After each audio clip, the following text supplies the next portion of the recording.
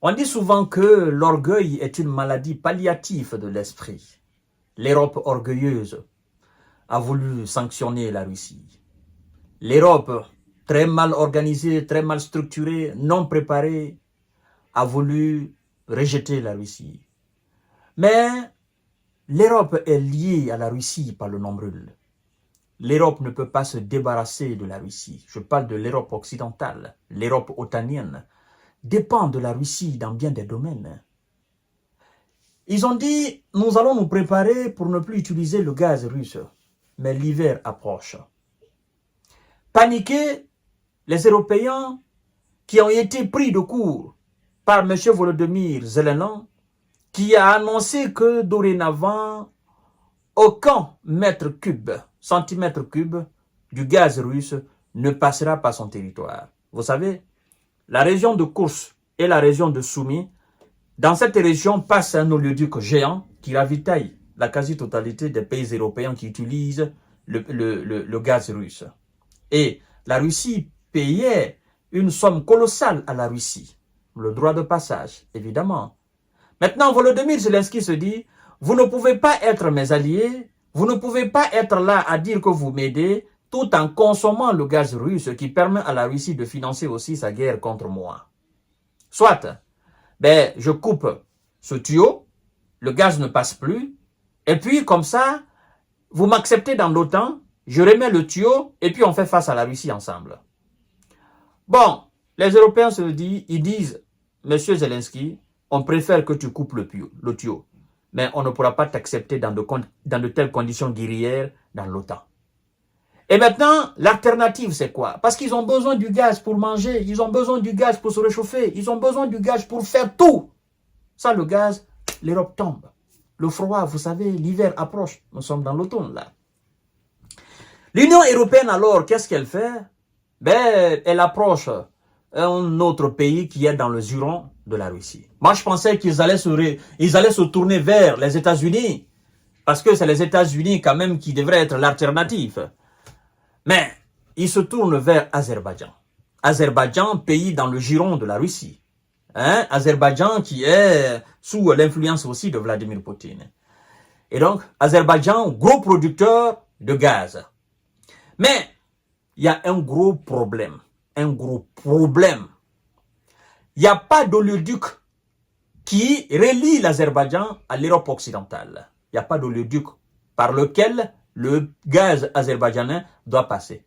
Donc, Azerbaïdjan a besoin d'utiliser l'oléoduc de la Russie, les installations, n'est-ce pas, gazières de la Russie pour ravitailler l'Europe. Alors, puisque les Européens se sont tournés vers Azerbaïdjan dans le but de sanctionner la Russie, à votre avis, qu'est-ce qui va se passer? Ils sont totalement dans le désespoir. Donc, ils avaient même inventé une histoire comme quoi Azerbaïdjan Bakou avait entamé des discussions avec la Russie. Et aujourd'hui, le vice-ministre, le vice-premier ministre qui est aussi patron du domaine, n'est-ce pas, pétrolier et gazier en Russie, a démenti cela. Il n'y a pas eu de discussion entre nous et Bakou. Si vous entendez, pour que nous donnons notre accord, afin que le gaz azerbaïdjanais passe par la Russie, dans le but de vous ravitailler, vous ne serez pas ravitaillé. Soit vous dites à votre poulain de laisser votre tuyau, notre tuyau là, le gaz passe là, vous êtes ravitaillé, ou soit vous continuez à acheter le gaz russe qui va passer alors par la Turquie, et vous allez payer 3 fois ou 2 fois le prix que vous avez l'habitude d'acheter, avec le retard de livraison. Avait déclaré le porte-parole de la présidence russe le mois passé. Mesdames et messieurs, voyons voir. Qu'est-ce qui se dit ici? C'est très important. Oh, la Russie. La Russie tient l'Europe occidentale par le nombril. En fait, ils ne peuvent absolument rien faire. Moscou assure ne pas discuter avec Bakou pour remplacer le gaz russe transitant vers l'Europe. La Russie a assuré ce mercredi ne pas mener de discussion avec Azerbaïdjan pour laisser du gaz azerbaïdjanais circuler via ses infrastructures en direction de l'Europe, à travers l'Ukraine, en remplacement du gaz russe qui doit cesser de transiter par le territoire ukrainien à compter du 1er janvier 2025, à la date du fin du contrat existant. Est-ce que c'est la Russie qui met fin à ce contrat? La Russie ne met pas fin à ce contrat. Qui met fin à ce contrat? C'est M. Volodymyr Zelensky.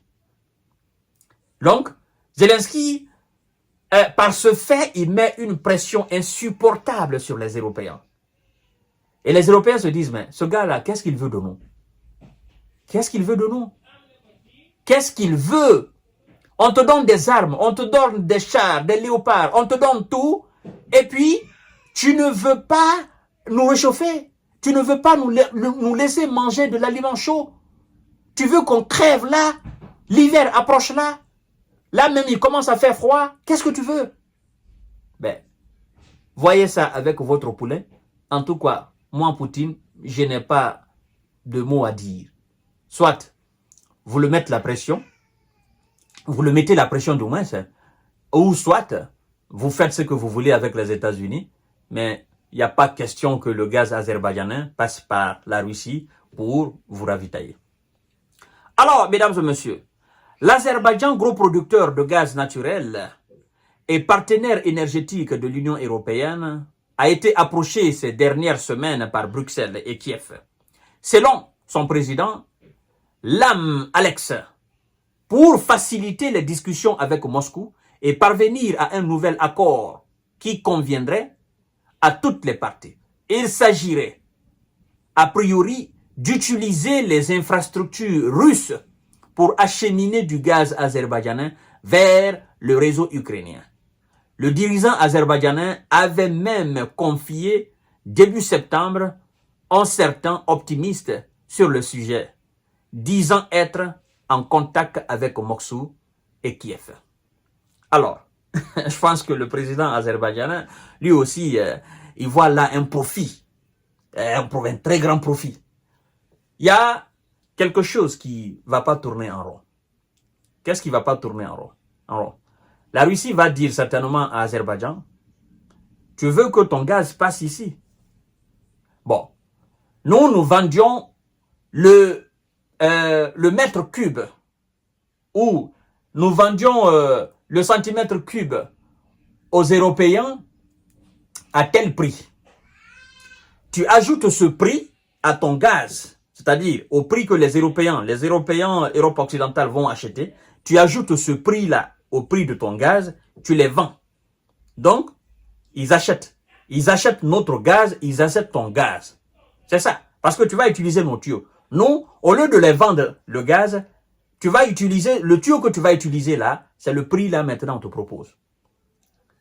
Ou soit, ça ne passe pas. Et ça sera aux Européens de voir.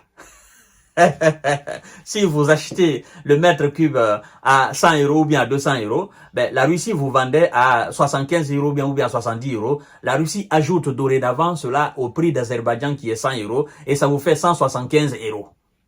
Et maintenant, c'est vous qui savez ce que vous allez faire.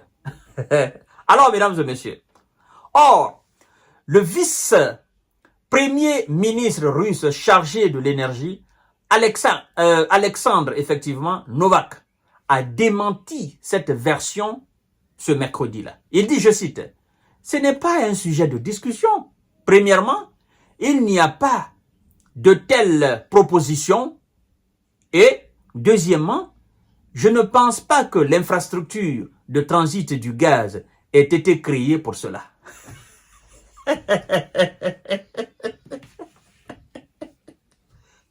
Je crois que les Européens, en fait, le contrat là, ils vont renouveler. Ils vont mettre la pression sur ces là. Parce que le ministre est clair. Premièrement, en fait, ça ne fait même pas l'objet de discussion en Russie. Deuxièmement, je crois que les infrastructures n'ont pas été créées pour cela. Ça n'a pas été créé pour que quelqu'un d'autre l'utilise. Non, c'est nous qui avons installé ça. Hein? Dans le but de vous ravitailler. Ben, si vous ne voulez pas, achetez ailleurs, débrouillez-vous. Mais notre territoire, non seulement ne sera pas utilisé, nos oléoducs ne seront pas utilisés, bon, on s'en fout. Nous allons trouver d'autres clients. Ben, les clients, ça ne manque pas pour le gaz. Donc, c'est ce que le ministre dit. Alors, mesdames et messieurs, voilà comment les Européens sont dans une panique totale, dans le désespoir total, parce que vous devez savoir, l'hiver approche. En Europe, nous sommes en automne là. Et puis, il commence vraiment à faire froid. Et puis, voilà, on sait, le froid, la neige, machin, en Europe, ça fait excessivement froid. Et si ils ne trouvent pas solution à cela, forcez, d'ici 2025, d'ici le 1er janvier 2025, M. Zelensky va signer un nouveau contrat avec la Russie. Obligé. Mais je ne suis pas fou. Vous voulez me sanctionner. Et puis, vous voulez que quelqu'un d'autre utilise mes installations pour vous servir. Mais, écoutez, vous me prenez pour qui? Pour quelqu'un qui est stupide ou quoi? Non, mais je suis pas fou, je suis pas dingue. J'ai encore mes capacités humaines. Ben, ça, on ne peut pas accepter ça. Vous avez dit que vous allez acheter le gaz naturel américain et le pétrole américain. Mais puisque vous avez constaté que ça ne vous arrange pas parce que les Américains, c'est l'argent. Money. Business, money. Eux, il n'y a pas amitié dedans. Il n'y a pas affaire de alliés dedans. Ils transportent des États-Unis jusqu'en Europe. Ça, ce prix-là, vous allez payer d'abord le prix du transport. Et puis, même s'ils vous disent que nous allons vous faire un rabais, ben, les États-Unis vous frappent toujours. Voilà donc les conséquences de la destruction de Nord Stream 2. Ah, ça devait être quelque chose de magnifique pour les Européens, le Nord Stream 2. Les Allemands regrettent à plus d'un titre aujourd'hui la destruction de Nord Stream. Ça devrait faciliter la chose pour tous les pays d'Europe. Mais tout ce qui est rapprochement efficace et solide entre l'Europe occidentale et la Russie, les Américains ne veulent pas entendre parler de ça. Et c'est là, au lieu de considérer Vladimir Poutine et sa Russie comme votre ennemi, en fait, si les Européens de l'Europe occidentale et la Russie avaient créé une véritable union à l'image des États-Unis d'Amérique, je crois que ils allaient dominer le monde entier jusqu'à X temps. Vous imaginez le savoir-faire russe, les ressources naturelles du sol et du sous-sol russe, plus le savoir-faire de l'Europe occidentale, jumelés dans un seul bloc. Même les États-Unis, l'Amérique allait tomber. Mais c'est ce que les États-Unis ne veulent pas. Il ne faut pas rapprocher la Russie aux Européens. Il ne faut pas du tout. Il faut qu'ils restent divisés. Je vous donne rendez-vous tout à l'heure.